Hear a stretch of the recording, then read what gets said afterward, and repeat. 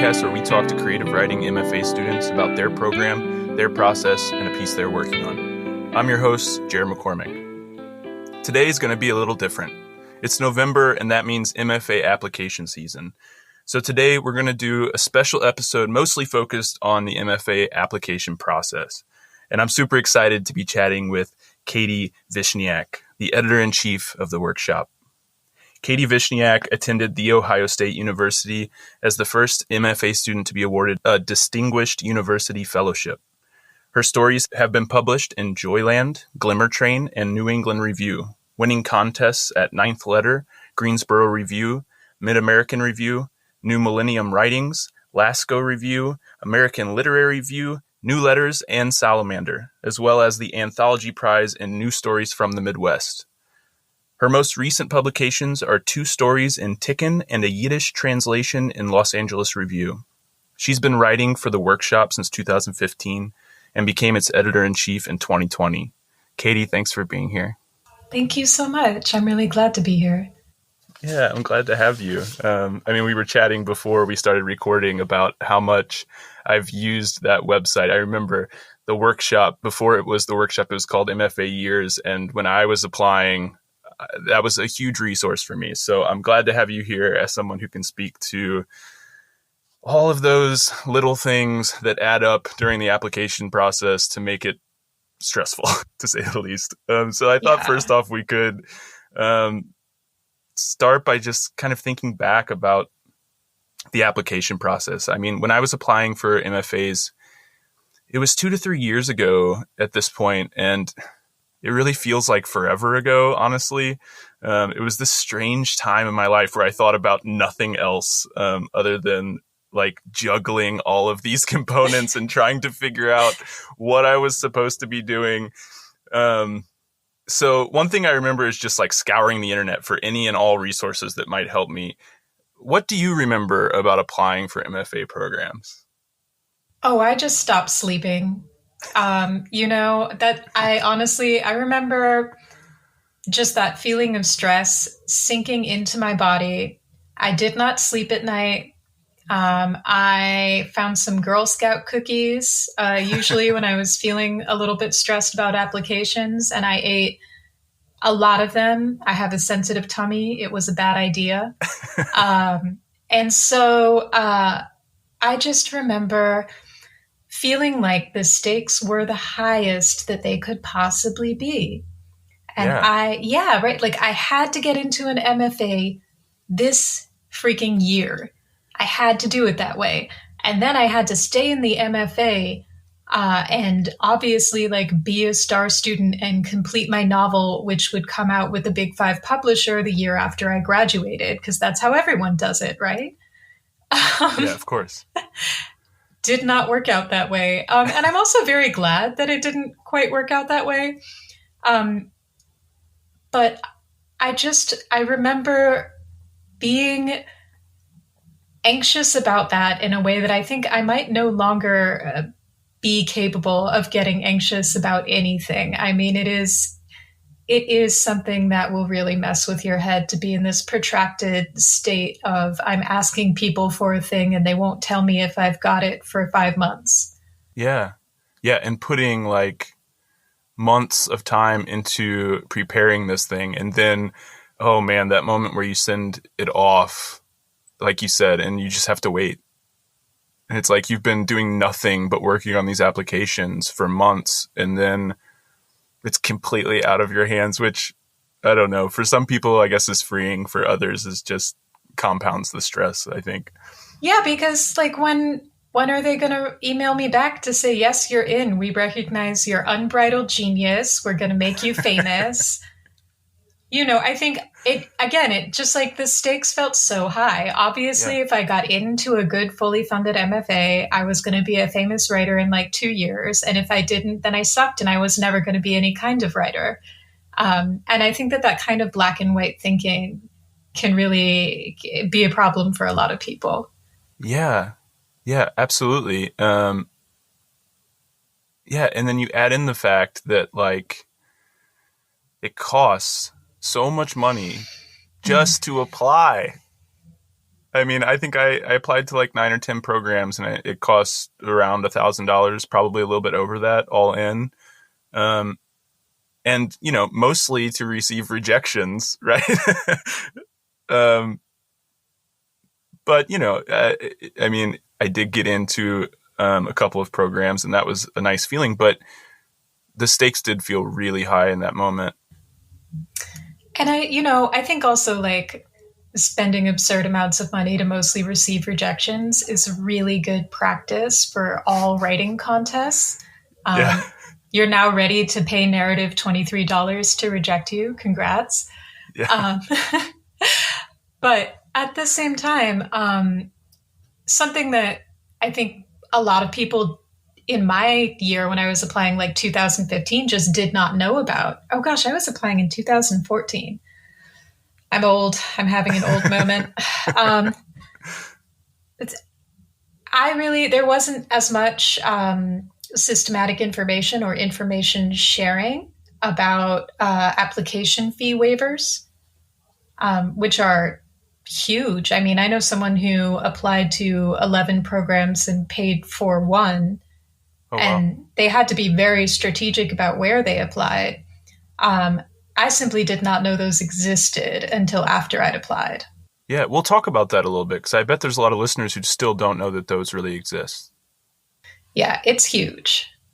How do you go about like getting a fee waiver?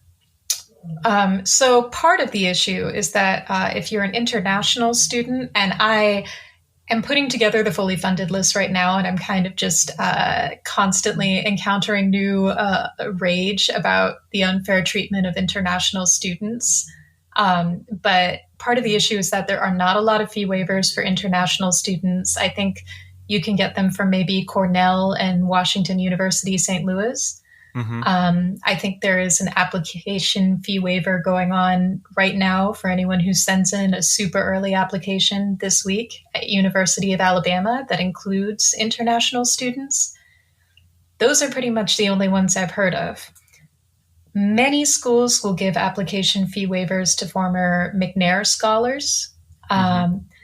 Many schools that are part of the Big Ten Academic Alliance, that's a misnomer. There's more than 10 universities in the Big Ten right now.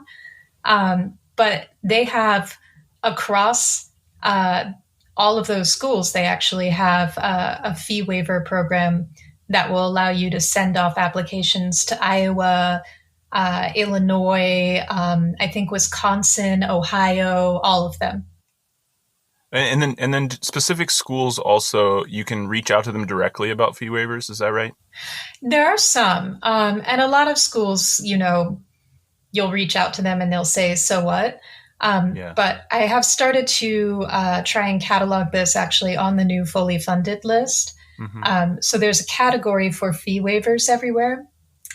A surprising number of them just seem to not do anything for anybody, which I find a little frustrating. But there are a lot of schools that are actually working hard to set up their own, like just for that university fee waiver. And then there are schools like, I think it's Ole Miss and University of Tennessee and McNeese State.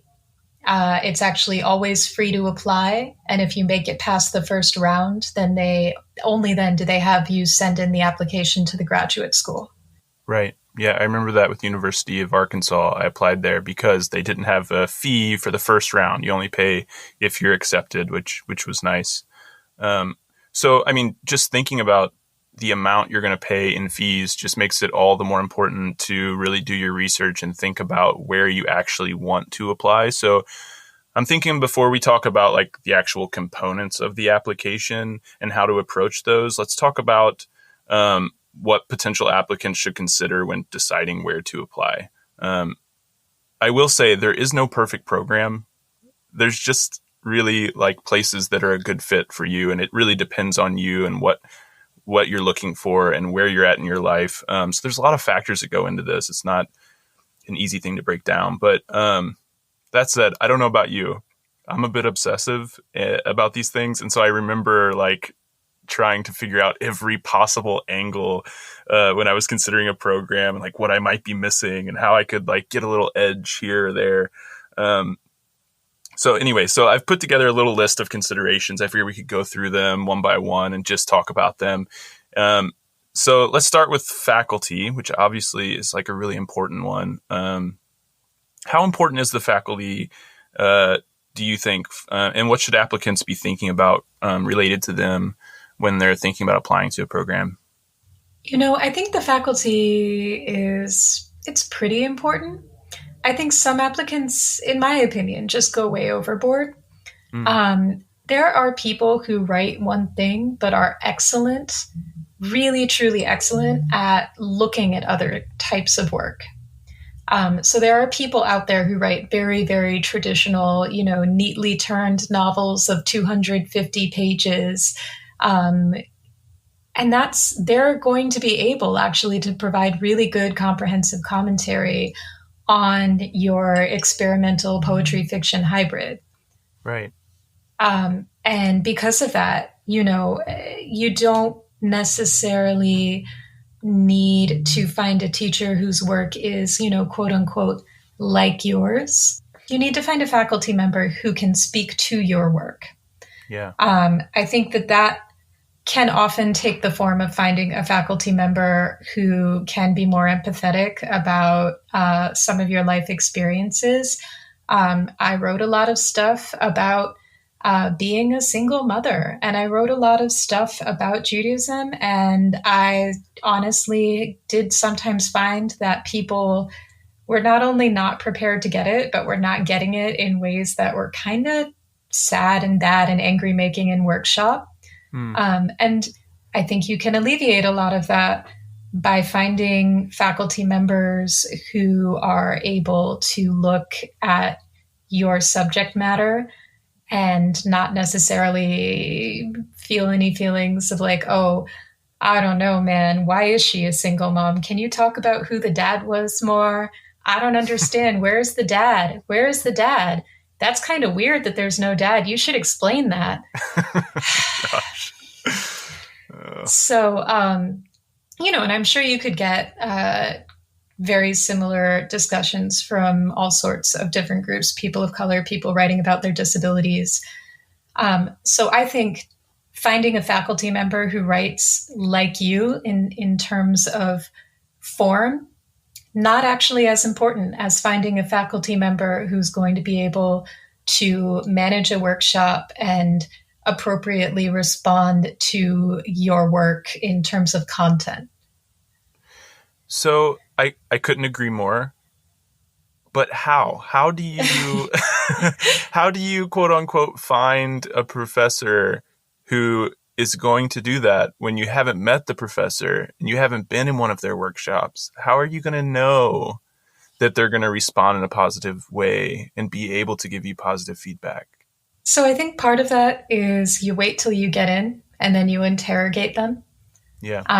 I think that can be really difficult to discern in terms of when you're applying. I mean, certainly you're going to see, if you read the professor's work and they write extensively about their experience as a mother, like that really resonated with me.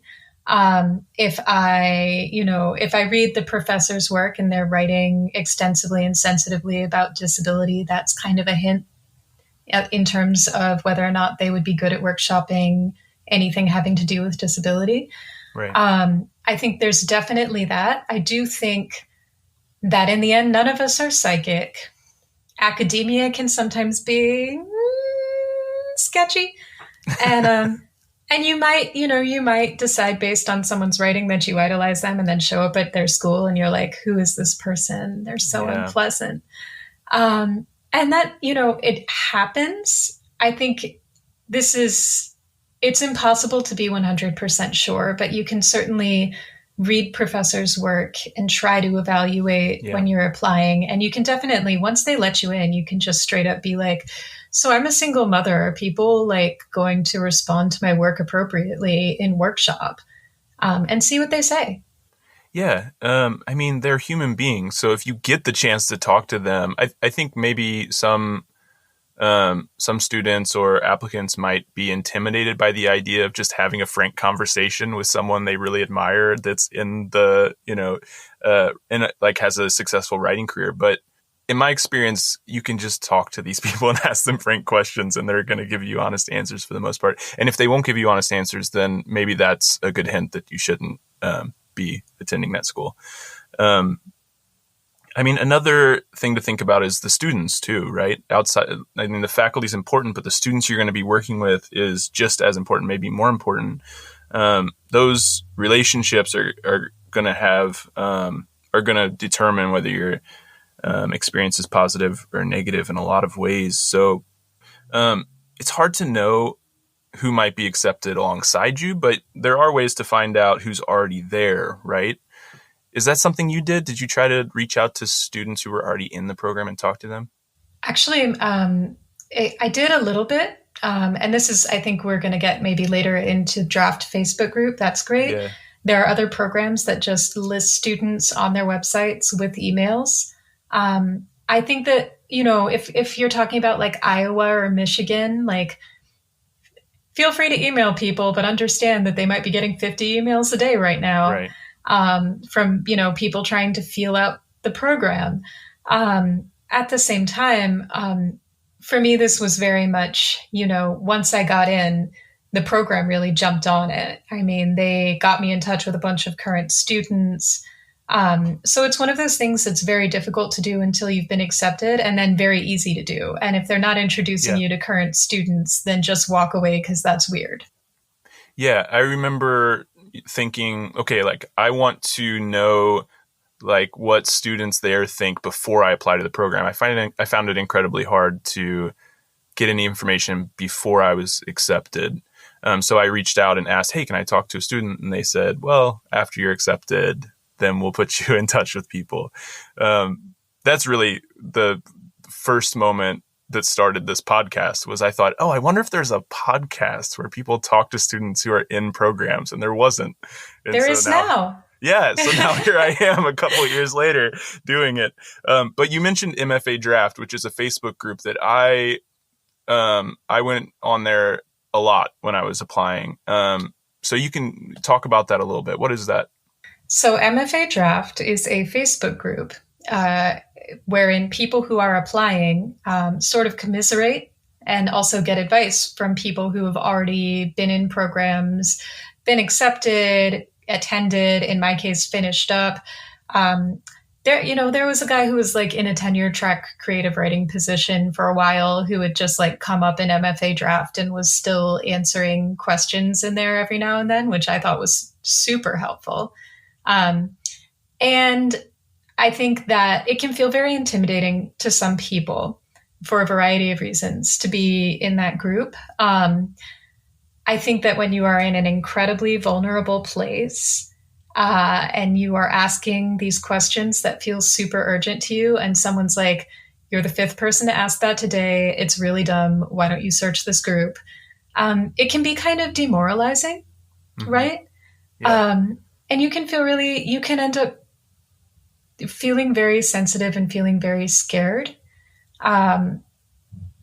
You may, in fact, be the fifth person that day to ask that question, and it may be a bad question. And you do need to search the group first. But I also think that as scary as it can be to people, I think that most of the people in it, even when they are crabby, have really good intentions. They want to help you.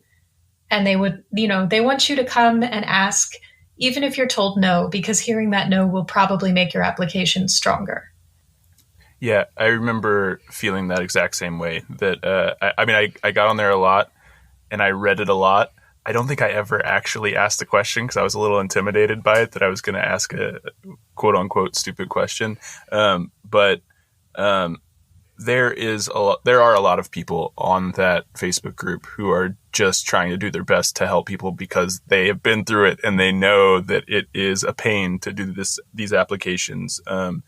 So there is lots of good information on there. Also, I've found that nowadays Twitter is a great resource for reaching out to students who are in MFA programs. Have you noticed that as well? Yeah, that's really huge. And, professors in MFA programs are now constantly posting to Twitter about what they look for when they're reading applications too. Matt Bell did this recently. Elizabeth McCracken does this every year, which is great if you She's are amazing. applying to Mishner. Yeah, Yeah. she is amazing. Um, I think there was 1 year when a how to write a statement of purpose guide that I had put out sort of peaked in popularity. And Elizabeth Kraken went on Twitter to complain that everyone was sending in statements of purpose with my particular format, and she found it very boring. And I felt famous. It was great. Um, but, I think that Twitter is a wonderful resource. MFAers for a while, and hopefully again will be a wonderful resource. Yeah. Draft is huge. You can, even if they don't list themselves in the sort of official group document, you can find people in there from most schools and have a private conversation. Yeah. Yeah. And once you are accepted somewhere too, you can often find other people who were accepted that program. So you can kind of get a sense of who potentially might be in the cohort with you, which is important to know, I think. Okay, so let's talk about the big one, funding. I know this is important to you. What should applicants consider about funding when they're choosing where to apply? So, as evidenced by the fact that many of them support themselves as professors and not as novelists, we're pretty much out of the era of mega rich literary novelists. Like, that's done. Don't go into debt for an MFA because you think you're going to get $1 million book deal. That's probably not going to happen, even if you are very talented. I used to say, like, only go to places that pay you like 20,000 a year and up, um, because otherwise you need loans and you're taking out too much in loans. There are some people who have to take out loans no matter what. There was a woman in my she was in the year ahead of me at Ohio State. She was in my MFA, and she had kids who were, I think, a little bit older than mine. And actually, she needed to spend more money for them, so she just took out loans. I was in some ways really lucky to have a childcare scholarship as well. I'm not necessarily anti-loan. I'm anti, more loans than you will ever be able to pay off. I think that paying for a degree that is this unlikely to ever lead you to any sort of riches is a little silly. I think people should apply to fully funded programs. I think there are quite a few of them out there. You might as well maybe apply to partially funded programs and only go if they give you funding. Right. But I don't really, unless you are rich, and if you're rich, more power to you, ignore everything I'm saying. But unless you're rich, like, don't go pay a ton of money for an MFA. There's nothing that justifies that. Yeah. And I think this comes back to that expectations thing that we were talking about earlier on, which is, yes, don't go into debt for this degree because it probably won't pay off, but temper your expectations when you're even considering going for an MFA at all, because beyond the money you're putting in years of your life, if you are convinced that all you have to do is get an MFA to become a famous writer, you're probably going to be disappointed. If you think all you have to do is to get a tenured track teaching job in a school teaching creative writing, all you have to do is get an MFA, you're probably going to be disappointed. Those jobs don't really exist anymore. So yeah, having some like tempering your expectations early on. But that being said, I mean, I know there are a lot of people that say like all of these programs should be funded, but I have found some people, non-traditional students, who are at a point in their life where they can afford to pay for it, and they have other stipulations, like there's only one city that they can study in, and they really want to work on their writing, and they can't leave that city, and there's one MFA program, and it's not fully funded, but they can afford to pay for it. Then I guess having those programs is better than not having any program at all, right?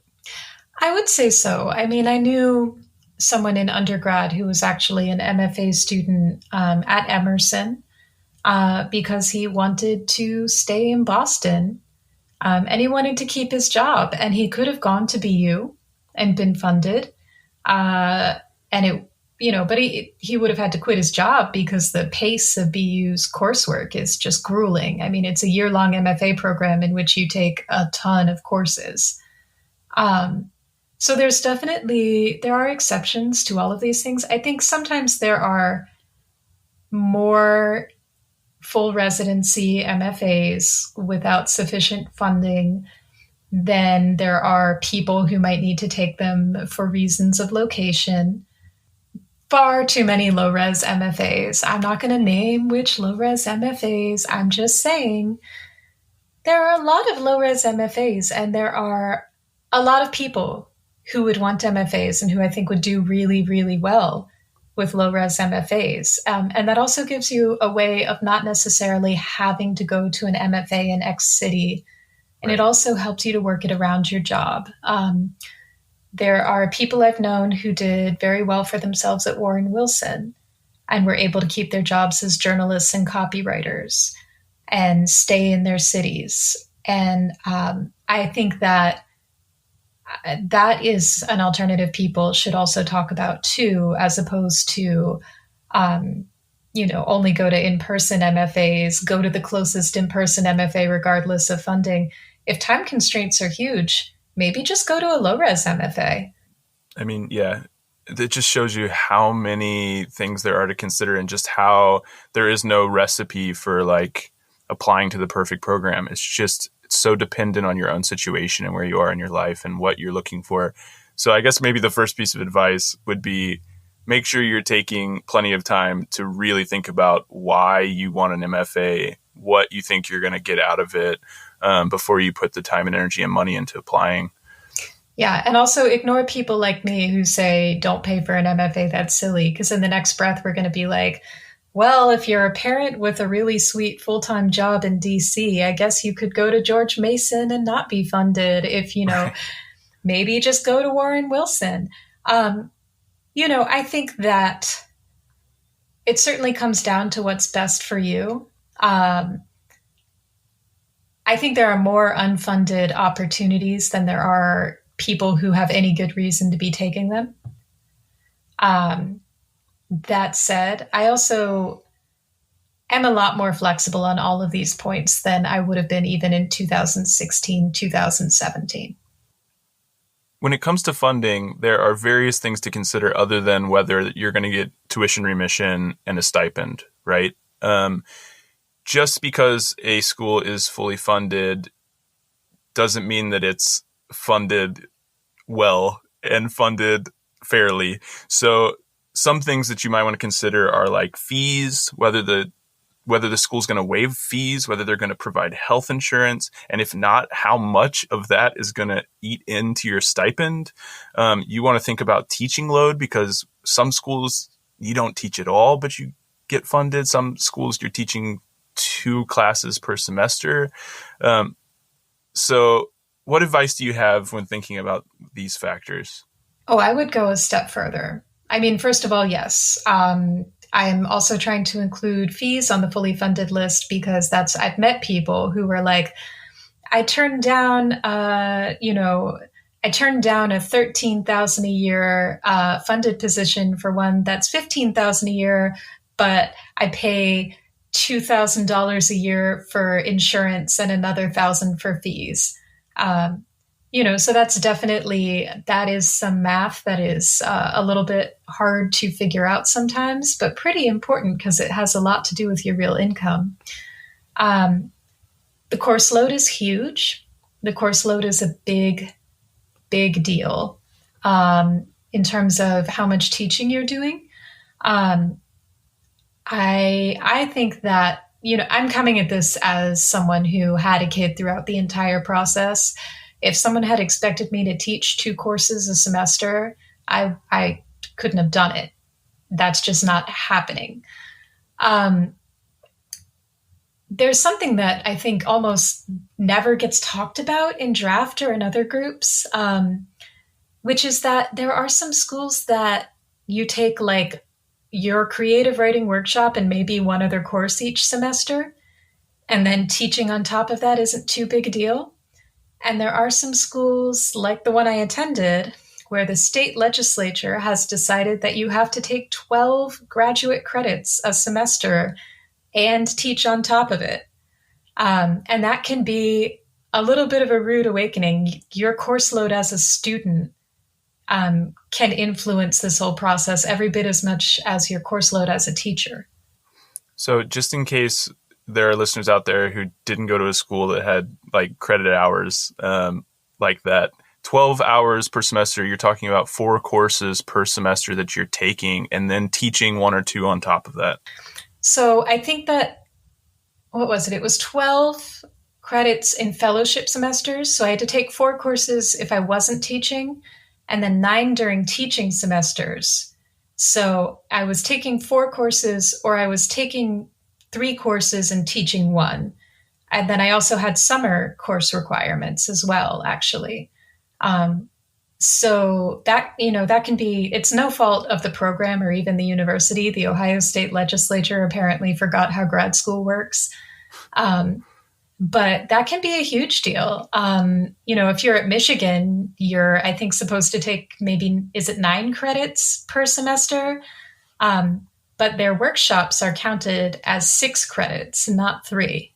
Oh, interesting. That makes a huge difference. I just encourage people to find out how many classes you're taking, because that makes a huge difference to your experience too. Absolutely. And how many classes you're teaching, of course, but what are you going to be teaching? Because it could be you're teaching composition studies and you have no background in composition studies. And so you're going to be doing a lot of reading and studying just to be able to teach that material to students. Whereas if you're doing maybe a fiction workshop, it's a little bit different. It's kind of in your wheelhouse. Yes, composition studies can be incredibly hard. I taught at a school where it was very easy to place out of beginning English. So if you were teaching beginning English, your students, would often be people who, I think at least a couple of mine had undiagnosed learning disabilities. Many of mine were English language learners.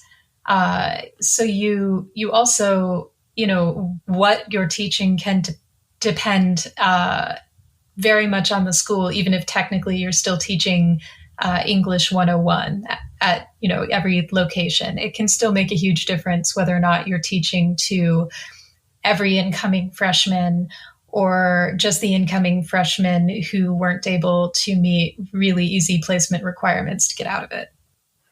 Well, on top of considering what classes you're going to be teaching, another thing that I think people don't think about is the fact that the classes that you take in these programs can be quite different from program to program. Yes, and that's huge too. I mean, I think that something Ohio State prides itself on, and that I actually came to really enjoy, is that it's rigorous. It's really academically rigorous. I mean, for whatever reason, I decided as long as I was there, I was going to learn Hebrew and Yiddish. And also I was going to, get into Jewish studies. And that was great. It's a lot of work.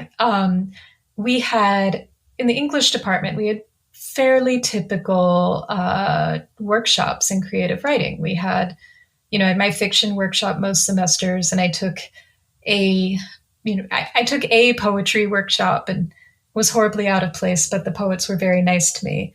And I took a nonfiction workshop. And different schools are going to have, these craft classes that are very intensive, where you do a lot of reading and write your professor a short essay about what you've learned about novels this semester, in addition to just workshop. And so you really do want to see if you're going into an academic program or a more studio and workshop focused MFA. Right. So the workshop obviously is a staple of all of these programs. So you will be taking workshops in your genre, but you want to look most programs require some literature courses, some don't. A lot of programs offer craft courses and or require craft courses. Some don't have them at all. Some programs require you to take a workshop in a genre outside of your primary genre. Some don't. So, I mean, there's a lot of factors to think about, and like what you're interested in and whether the program you're applying to is actually going to provide those. And I would say doing some digging and reaching out to people about what is actually offered and not just going by what's on the website. Because what I've found is that a lot of these programs will have course catalogs that are listed on their website, and 80% of the courses in the catalog haven't been offered in 10 years or something. So yeah, if you can poke around the registrar and try to get a schedule of the most recent courses, like for last semester and the one before that, that's probably your best bet. Those are the ones they teach regularly. I came into Ohio State very interested in rhetoric and composition. I had done an undergraduate thesis on it, and I had, I had worked actually as a copy editor, and now I do again. And so there were a lot of things that I find really interesting about how we make decisions about writing things, what makes us decide, what is this bizarre process whereby English speakers decide that they're going to put a hyphen in something or not? That's so weird, but we do it and we make up rules about it. That's great. And so for me, that was all very exciting. And I quickly discovered that courses in that area were kind of struggling. And the ones I enrolled for kind of reliably got canceled. And then I went off and learned Hebrew instead. And that was great. It was fine. But I would have had a better idea if I had actually looked at these schedules and not the catalog. Yep. I completely agree. That was definitely something that I did not consider at all when I was applying and when I was considering accepting a spot in an MFA program. But all listeners should definitely try to do that. The registrar, that's a good idea. Okay, so let's say you've considered all of these factors. You've decided with a clear head that, yes, this is what I want to do. So now you need to start considering each of the components to this application. So let's go through each of them. Obviously, we don't have all the answers, but we can talk a little bit about them, what we've learned. So let's start with letters of recommendation. Usually programs require around 3 of them. What do you think applicants should consider here? So we did our panel on the 8th, and I got an interesting series of questions from applicants, really the same questions like a dozen times leading up to this panel that they wanted all of our panelists to address. And it was things like, I did creative writing in undergrad. None of my professors remember who I am. I haven't taken a single workshop since then. Can my boss at my marketing gig write me a letter of recommendation? And the answer is yes, sure. Your boss at your marketing gig, your boss at your dog daycare gig, wherever you work, your boss can write you one of your letters. But people who have not seen your creative writing cannot be writing you all 3 letters. Right. But it can be hard for people. I mean, I had like almost 10 years between my undergraduate program and when I started applying for MFA programs. And so I was like reaching out to, and I should add that I was not very good as an undergrad of like really making connections with my professors. I went to a big, giant state school where, for a lot of them, I was just a number. So I was reaching out to the 2 or 3 professors that I knew fairly well 10 years ago and saying, hey, remember me? Do you mind writing a recommendation letter for me? And there's a real fear there, but did they say yes? Of course they did, because they're lovely people. That's their job. Yeah. They often remember you when you think they don't. Yep. And if you send them, like, hey, I did X and Y, here are my application materials, then it'll jog their memory. They'll remember you better. So there are a lot of people out there who I think do actually have writing professors who could write them letters of recommendation, and they just feel very intimidated to ask. Yeah. But what do you do if you're, let's say, a student who didn't study English or writing, or, like maybe you were in the STEM field, or maybe you didn't go to undergrad at all. Like, what do you do in these situations? So if you didn't go to undergrad at all, I think there were for many years MFAs that would accept people without undergraduate degrees, but I'm not sure that's as much a thing anymore, which is unfortunate. Um, I think that if you have an undergraduate degree in a STEM field, if you have not taken any workshops since then, you may actually have to wait a year. If you really have no one who has interacted with your writing as part of a workshop, preferably the instructor, you probably have to wait a year. And I don't like saying that in terms of, I don't like people thinking like, oh, I have to wait a year just to meet this stupid qualification where I can get, I can take a class, take an online class at Catapult for like $300. You'll do fine. Yeah, I don't like telling people like wait a year and spend $300. I think a better way to look at it is that there are people who have spent a lot of time in workshop honing their materials and getting used to other writers.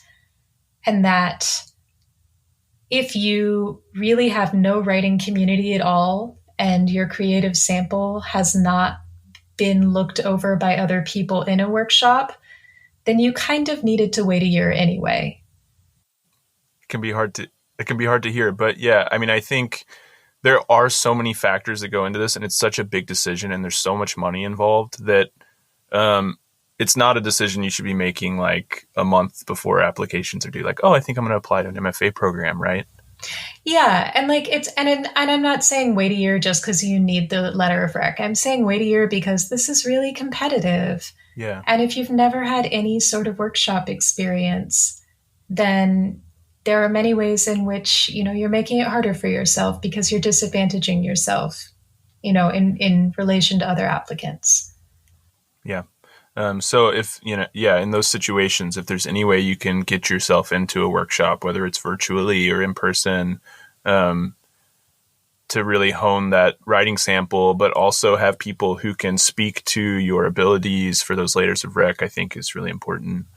Yeah, just someone to say, hey, I was in workshop with this person and they interacted nicely with the rest of the class. Nobody hates them. They write nice feedback. Because that is something that MFAs really want in their students, right? Is someone who can write nice feedback in a workshop, who can be helpful and generous with their regard for other people's work. Yeah. I mean, let's not forget that the professors are looking for people that they want to work with for the next few years as well. They don't want a bunch of jerks in their workshop, right? So that's why something like a letter of rec is important, just for someone to vouch and say, hey, this person's nice and they're thoughtful and they're considerate and they're hardworking. And I've been in a workshop environment with them and seen this. Yeah, I think it's important to have someone like that.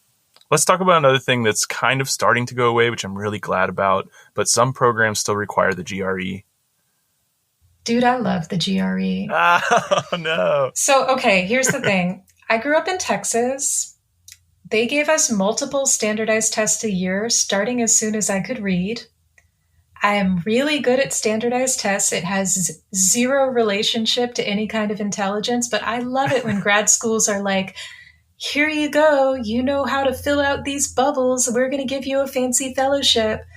Like, it was the most completely unearned thing, but Ohio State actually gave me a very nice fellowship in part because of my high GRE scores. It very much like a pat on the back. You filled out the bubbles right. Have $25,000. I'll take it. Right? But no, I mean, it worked out for me. It's completely absurd. It has nothing to do with your ability to write. It doesn't measure any of the things they claim it measures. Like, I got twice the percentile ranking in math for the GREs of the person who taught me math. And this was my ex-husband. He was very, very discouraged by it. But it happens. It happened. Because it was literally, it was just measuring. Has someone sat you in a room and made you take one of these tests since you were old enough to read? And for me, the answer was yes. I mean, I guess the idea behind it is like it's partially testing whether you have the ability to really study something a lot for a long period of time and then, and then perform, which I guess for some people they think that's what grad school is but the amount of money that I dropped on the GRE is insane. And the amount of hours I spent studying vocabulary for the GRE is insane. Also that, I could meet some minimum requirement and that I imagine the people looking at my application could go on to the next component and not really even think about my GRE scores. Yeah, it's wildly unfair. I mean, it's completely absurd policy. I did notice that a lot of programs this year especially are waiving the GRE requirement so that people don't have to go in person to take a test right now, and also don't have to spend that money when a lot of people are struggling financially. But just for anyone who knows, I mean, the general consensus is that the writing and the verbal part is the only thing that these programs are really looking at. They don't really care about your math score, but they might have a minimum requirement for the math score just as part of the college. So don't completely blow it off. It's really frustrating too because they can't change that minimum requirement. It's so often something the grad school is forcing them to do. I mean, if you brought any of my MFA professors on this show, they would say, yes, we loved that the grad school paid for Cady's fellowship, and we do not care about anybody's GRE scores when we decide to admit them because it has nothing to do with anything. Well, let's talk about the statement of purpose because I think a lot of people have questions about this. I know I had a listener from Nepal reach out to me recently named Mansi. Please forgive me, Mansi, if I'm mispronouncing your name. But she wanted to know what programs are looking for in a statement of purpose. Like, what are they looking for? How important are they? They're so important in so many ways. And I actually think that departments should do away with them entirely. I think statements of purpose should not be required at any MFA. It's one of those things where they matter enormously. And I can't defend it. I wish they didn't matter at all. I wish they were completely ignored. Well, why do you think they should be ignored? I think they don't measure the things that people think they measure. I think that when you look for someone's statement of purpose to signal that they're totally nice and they'll be fun to work with and they've read a lot and they're ready to make interventions in today's literary scene, you might actually be selecting either for applicants who paid a person who already got an MFA to help them out, or for applicants who are really, really good at convincing people that they're great, super charismatic and magnetic because maybe they have a personality disorder. I think that it just doesn't test what programs think it tests for, because it horribly disadvantages people on the basis of, they can't pay someone to help with this part, or they're shy, or they just don't really have a lot of career experience. I mean, it definitely, I think, discriminates on the basis of class, and on the basis of specifically mental health, as that relates to ability and disability. So for listeners out there who are saying, I completely agree with that, but I still have to write one. So what should I be writing about? Write something that proves that you read contemporary literature, that you're able to articulate what you do in your stories, what other people do in their stories, how your stories are like those other stories. That's a big one. You want to hit that. You don't actually have to prove that you've read the professor's reading. They're not as interested in that as they are in you proving that you read contemporary literary fiction, poetry, nonfiction, whatever you're writing.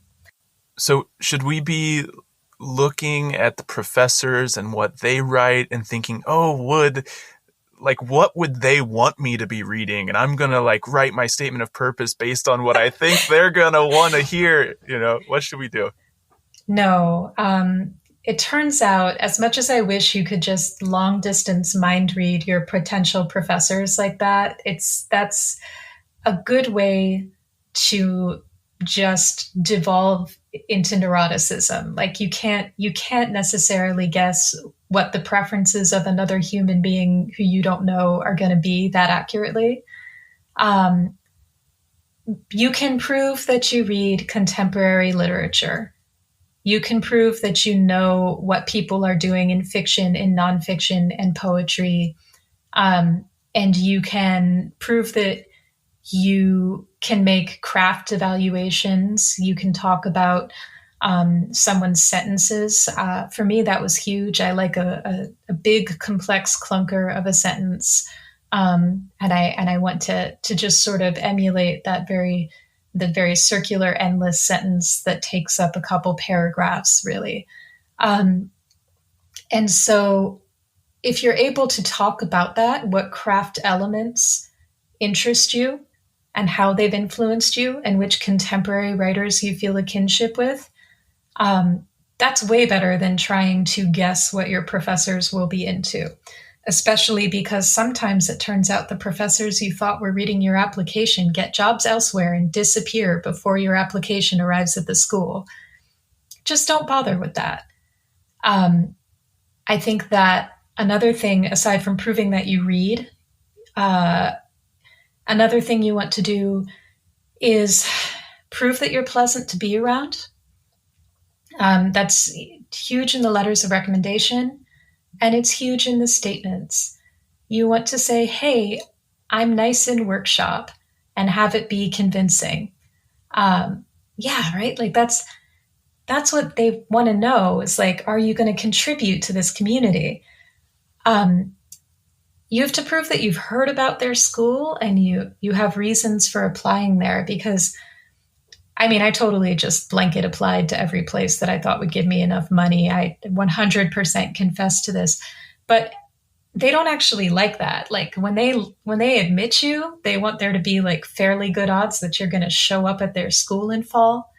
They don't want a letter that reads like you spammed it out to 30 programs. They want a letter that reads like you really thought about it and you want to go to their school because the duration of the program and the assistantship duties and, maybe the program literary magazine are all things that actually appeal to you. Yeah, that makes total sense. I was going to say, try to show that you've actually looked into the program and done the research that we're talking about here, I think is really important because just like you want to feel special getting that note back saying, you're a genius, we want you to come to our program, they want to feel special too. Like, oh, you have looked into this program and you honestly think it's going to be a good fit for you and you want to study here and you're sincere about that. And you're not just, like you said, throwing your application out to everyone and hoping it lands somewhere. And there's got to be more though. Oh yeah, why the MFA? Why do you want an MFA? Explain why you want an MFA. Give a realistic reason. Don't say, I want an MFA because I'm going to get a Booker Prize next year.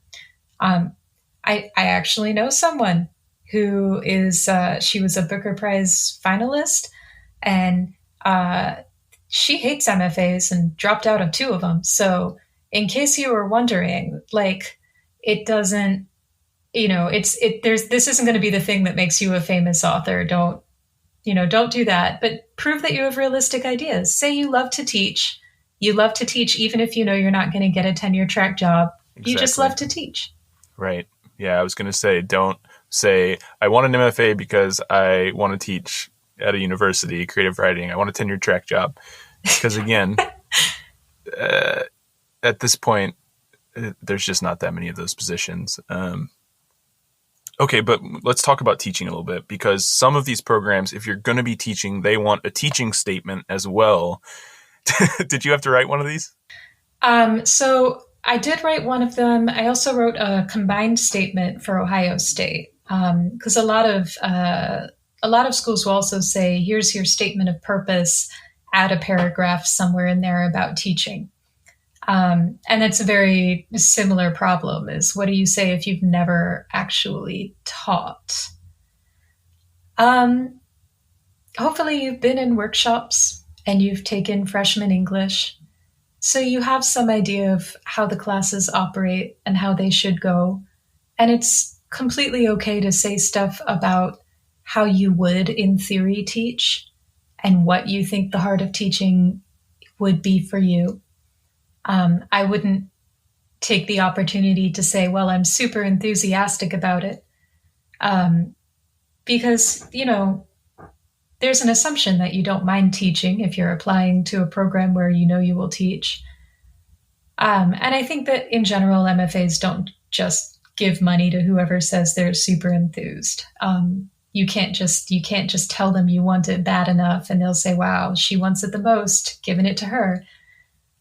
But what you can do is have intelligent things to say about how your own classes have gone, even if you were the student, and what approaches to teaching you think work and how you would do it if you were the teacher.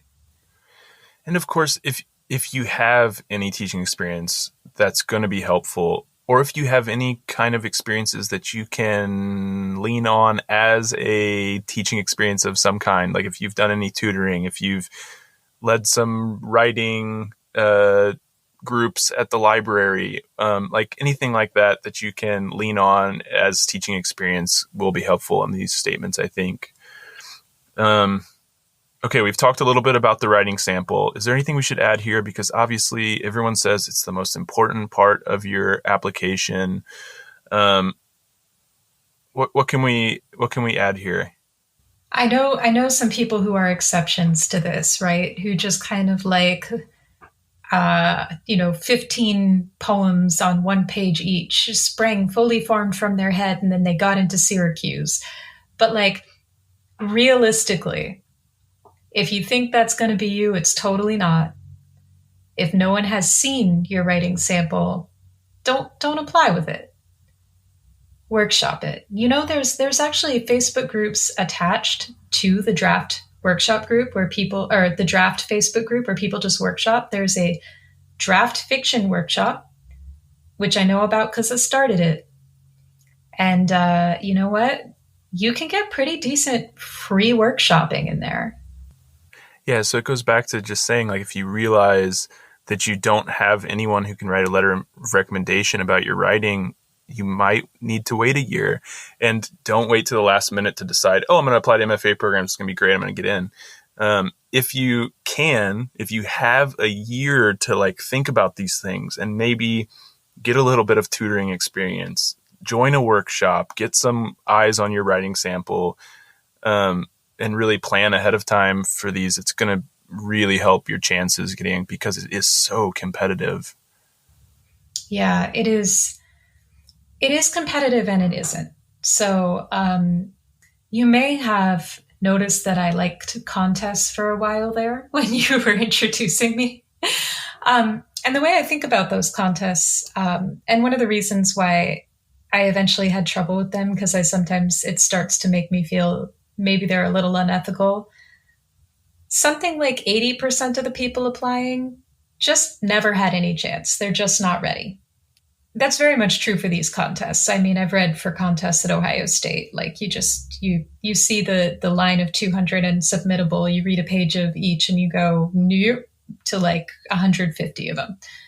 So I think that people see the statistics and they see like a 1% admissions rate. And they go, oh my God, it's 100 other people and 99 other people, and every last one of them is just as ready as me. The problem is that every last one of those 99 other people aren't you. 70 of them they're just not ready, at least. But then there's that last 10 who have been thinking about nothing but this for like 5 years. And they're going to be really, really tough to beat. They're going to raise the bar and you need to rise to it. Yeah. Yeah, I think that's great advice. At this point, listeners might be feeling a little overwhelmed. So, No. so let's talk about some resources that are out there. We've touched on a few of these. We talked about MFA Draft. I highly recommend going there for information. MFA App is one that I've heard of that's really great. Do you know about that? MFA App Review. They're amazing. I paid someone money I did not have to look at my statement and writing. At which point he told me that because I'm a mom, I should definitely just go to a low-res MFA. And I said, that's not what I wanted. And also, like, you didn't do low-res and you have a kid too. Geez, I wonder what the difference is. If I had a woman in the house to care for my kid for me, would you tell me I was allowed to go to Ohio?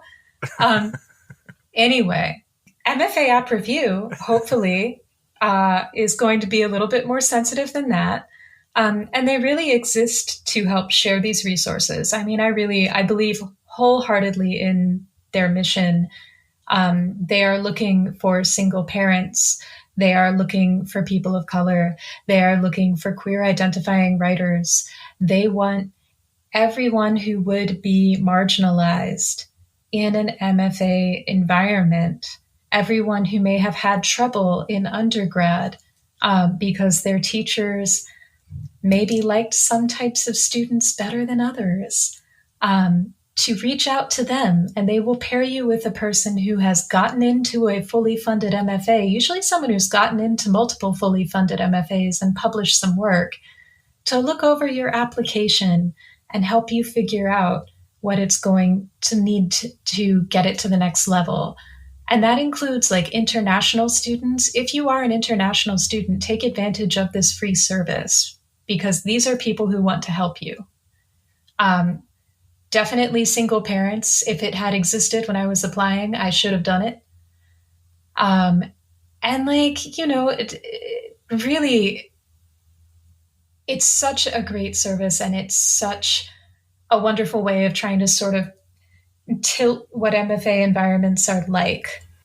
Yeah. I mean, there's so much talk about the lack of diversity in these programs. And so when I first, I didn't know about MFA App Review, and one of my guests told me about it. I looked into it and it just made me so happy.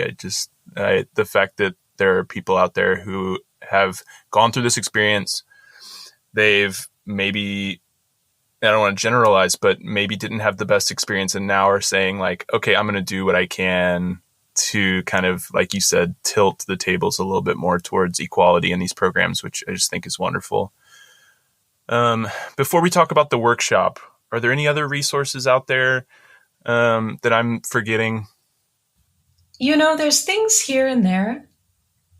I think that it can be helpful to Google. There's a lot of literary magazines that will publish like 34 pieces of fiction and 2 one-off essays about the MFA that are really illuminating. And so I think that just keeping your eye on what writers are talking about on Twitter can actually lead you to a bunch of articles that maybe aren't published in like a space dedicated to MFA applications, but are actually super helpful. Well, let's talk about the workshop. You are the editor-in-chief, and it is a wonderful resource. So can you tell the listeners about it in case they have never heard of it? Yes. So the workshop started in 2014 as the MFA Years. Before that, there was a blog called the MFA Chronicles. I don't actually know when that started. I know that John Terry Gadsden at University of Virginia started the MFA Chronicles. And Caitlin Neely, also University of Virginia, started the MFA Years. In about 2018, for a variety of reasons, it kind of ran out of steam. But I was able to get in touch with Caitlin and talk about, we should really still do something with the site. I could just do stuff with the site. Would that be chill? And I was very happy to get a yes answer on that. I think that it would be fair to say that the MFA Chronicles and the MFA Years could be very much maybe more bloggy than I necessarily would want for the workshop. I found that as someone who was blogging for the MFA Years, people really expected a lot of personal content. How does the MFA make you feel? And I hate telling anyone how anything makes me feel. I mean, come on. I'm not an essayist, man. I'm writing fiction. Like I can only explain feelings when they are happening to other people. But at the same time, it did serve a really important purpose, which was, I think, showing people from all backgrounds that this is a real thing that happens for real people. Yes, another human being, a dude your age, is at Iowa, it's not this inaccessible world full of mysterious people who you can never be like. I mean, it's human beings who are going to a certain type of grad school. There were two things. Well, okay. There were blog entries that drove maybe the majority of the site's traffic sometimes, which were how the article I wrote about how to write a statement of purpose, the article I wrote about common misconceptions about submissions to literary magazines, very advice-centered, evergreen kind of, this is how you do X, is the sort of article that I love to write. I really want to help people, and feelings are hard. So we also had a fully funded MFA programs list, and we had a notifications board, which is going to go back up in January. So you heard it here first. And the fully funded MFA programs list is something that people really struggle to make accurate. As you can imagine, website information is not always 100% accurate. I know that Caitlin Neely had to remove a program from the list after, I think this was maybe 2017, they sent out like 24 unfunded offers. And she emailed them to say, hey, are you not fully funded? And they said, well, people who don't get funding usually don't show up. So everyone who's here right now is funded. So that counts, right? Stuff like that. And so there's a lot that goes into moderating lists like these. And right now I've been trying to build on the original things that I thought it could always use, like information like, will this place accept a 3-year Indian undergraduate degree? There are a ton of undergraduates or people applying from India who have undergraduate degrees that are just not acknowledged by American universities. And that's information that needs to exist somewhere and previously hasn't really existed anywhere. So every year you had people having to reinvent the wheel, call up all their schools from halfway across the world and say, hey, have you heard of a 3-year BCom in India, and do you accept it? And so that's something I wanted very much to centralize and add on. And what's another thing that I thought was really important to add? Oh, are GRE scores required? I've written yes for maybe like 2 schools this year, which is very gratifying. I like seeing that change. What are the language requirements? Obviously, you are an international student who's fine at English if you wrote fiction in English that got accepted, but there's procedural stuff that you should probably know about. And I've been trying to think, like, what is it like for student parents? None of this existed. And when I was applying, I had to do things. I called up George Mason when they let me in and was like, okay, so how does this work if I am a parent? And the woman who picked up on the other end said, oh, you've just gotten a job as a professor here and you're a parent. And I said, no, I'm a student who is a parent. And she said, oh, your daughter is a student here. And so one of the reasons that I ended up deciding to go to Ohio State is they had student parent housing. Oh, wow. Yeah, my daughter's best friend, who actually moved to Ann Arbor to start working at the University of Michigan at the same time that we moved to Ann Arbor, so I could start attending the University of Michigan, lived like 50 feet from us in Ohio State Wow. student family housing. I mean, um, these are real intentional communities in some ways. And every year, student parents have to reinvent the wheel and do all this research over again. So for me, a lot of the list has now been about building on, here's the stipend, here's the surprise fees. The surprise fees are always fun. Um, and here's how many courses you teach a semester, but also like, here's the university daycare, or whoops, this university has no daycare, and Right. so on. Yeah. Well, you recently, through the workshop, did an MFA admissions panel discussion. What were the main takeaways from that? How did it go? I think it went really well. I wanted to, as much as possible, leave, questions for the panelists that were very clearly for the panelists. But if it was stuff like, should I apply to an MFA this year? It's December 1st and I haven't asked for any letters of rec. I felt pretty comfortable answering that one myself. Yeah. So I think I want to say we got a few dozen questions sent to us before the panel and 115 during the panel. And then some that came in through chat. I'd be comfortable saying we had about 175 questions. And I feel very comfortable that we answered all of them. It was interesting to see the questions that basically everybody shared, which were, what goes in my statement of purpose? I don't already work in publishing or have a novel out. And does that mean I won't be admitted? Stuff like that. There's definitely thematic recurring concerns that are really, really huge. So for anyone who is considering applying but missed that discussion, is there somewhere where they can watch it back?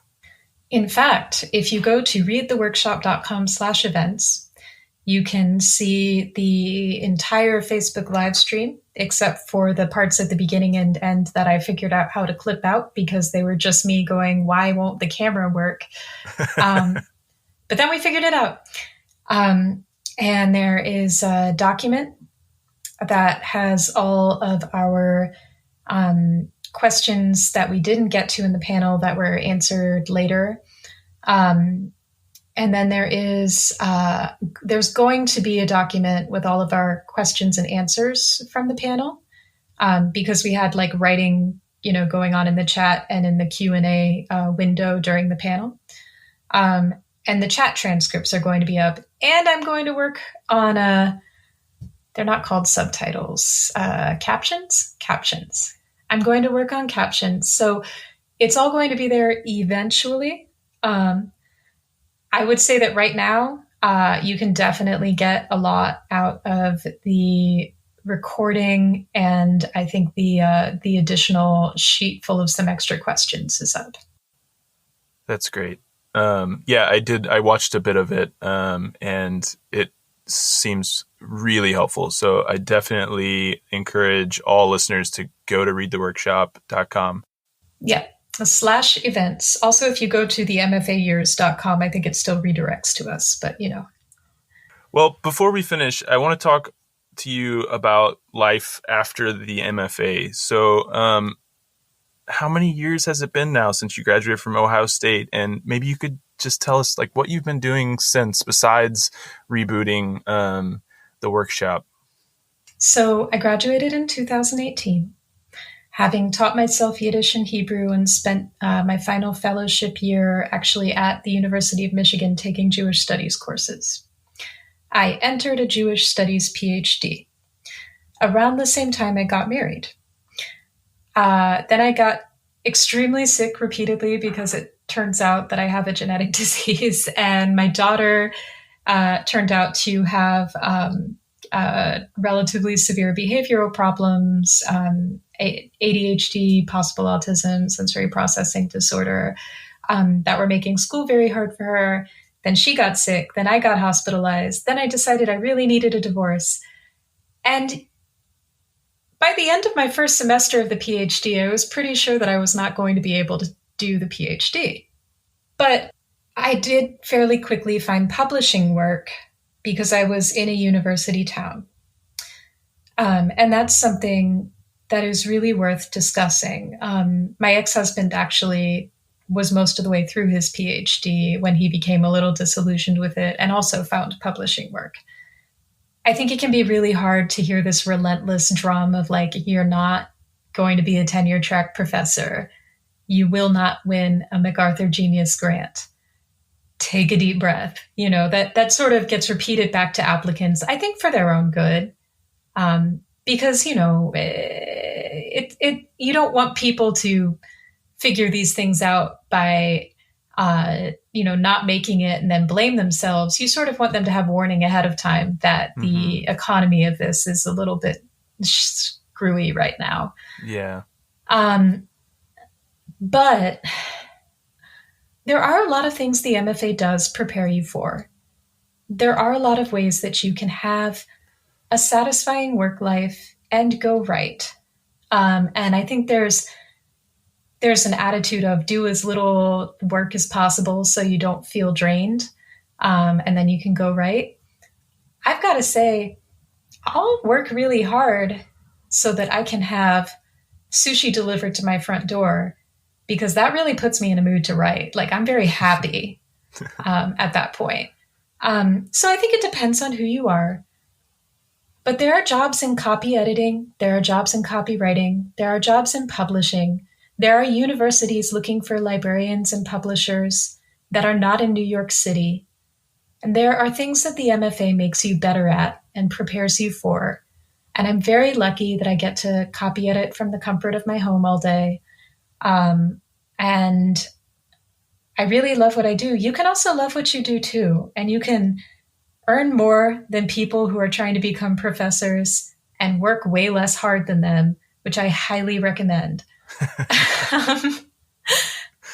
So I want to plug that. We're actually starting a column in January with MFA graduates, just explaining how they got their jobs. Grant writers, people who help administer university tutoring centers. There are things that you can do out there in the world so that you don't have to feel too upset by the fact that we don't really live in the era of the self-supporting novelist anymore. And what's the name of that column going to be? The Grind, which also works because, man, I need a lot of coffee some mornings in order to figure out where the commas go. Like, I know intellectually where they go, but the Microsoft Word window just swims in front of my face. This might be more of a mom thing. But I will say that if you learn to pay really close attention to every single word in the way that an MFA should teach you, then you are already practicing to be a copy editor. And you might need some training about knowing what things you're supposed to be looking out for and what rules you're supposed to be enforcing. But you've definitely got the paying close attention to written content down. I think that people should not feel too helpless, even though there are no tenure track jobs and universities are dying. Yeah. I mean, we've talked about expectations a few times now. The flip side of that is that there are other things out there that you can be doing other than being the prize novelist or being a tenured track professor. So, last word, what have I missed? Is there anything we haven't discussed yet that you think applicants should consider, or just any advice you have beyond what we've already said for people who are just starting their MFA journey? Yeah, you should, everyone, and I always say this, should learn to just get real comfortable with failure. Maybe that's a depressing thing to say, but I think that if you can separate your writing from your humanity, if you can say, wow, this story I wrote just kind of sucked. I don't know what's up with me this month. I'll write a better one. I'm still a valid person, and saying this story sucked is not an admission that I suck. Like, that's a really good place to be in. I think saying I'm not a professor, but people who aren't professors are still people and they get to go outside more. Like, that's a really good place to be in. So I think that if I were leaving everyone with a final word, that word would be, just learn to be flexible, learn to fail at things, develop a sense of self apart from your writing, and know how to feel good about yourself, even if 5 lit mags send you rejection letters in one morning and that morning is Valentine's Day, because it's happened. Cady, thank you so much for being here. This was fantastic. Well, thank you so much for having me.